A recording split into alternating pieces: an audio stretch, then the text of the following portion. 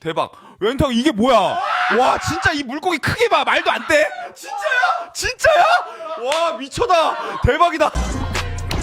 Hey, what's up? MKBHD here, and welcome to your first look and hands-on of everything Apple just unveiled today at their 2025 September event. This is iPhone 17, 17 Pro, and 17 Air. Definitely get subscribed to be among the first to see the full reviews when they come out. But this is my first impressions, and I actually found it pretty simple to synthesize my thoughts on everything they announced today. Like, there is some good tech, there's some interesting new designs, and some questionable decisions, but the funny thing is, as I go to these events and as I think about all this stuff, what usually happens is I end up typically getting some texts from friends asking what I think of the announcements, and my mental task is to summarize everything I'm thinking about into one or two easily digestible sentences or just words to understand what's new and what happened. I don't want to tell them too much information.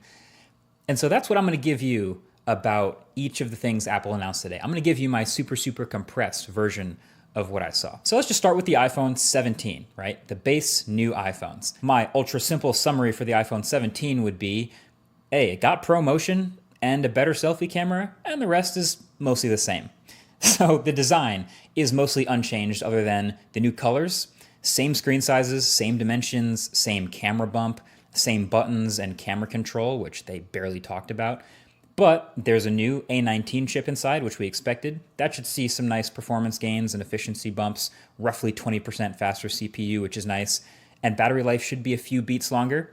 And the display is brighter too, getting up to 3000 nits.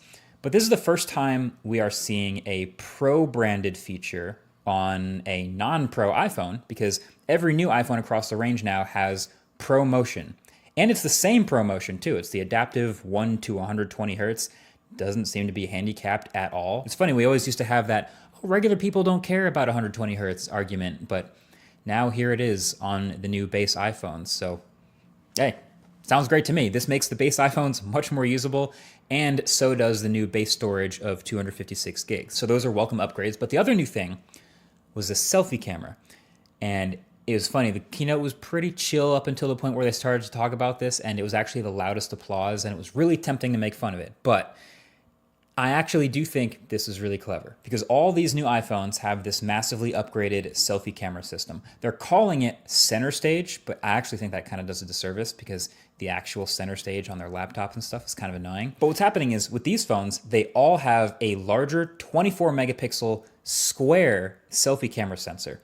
And so then when you go to take a selfie, the phone can take a regular vertical selfie, or can manually or even automatically take a horizontal selfie without you having to rotate the phone. And honestly, this might be genius. Like, the default for most people is obviously to take a vertical selfie now. It just fits on the phone. You're probably viewing it on the phone. But if you go to take a horizontal selfie to fit more people, suddenly the camera lens is off to the side and it's a little bit less natural looking. So now, since the selfie camera is larger and a square, it can literally just crop an 18 megapixel selfie in portrait or landscape, and for videos or photos. I think it's great. It's very useful. It might be the biggest upgrade to the iPhone 17. So then there's the iPhone 17 Pro.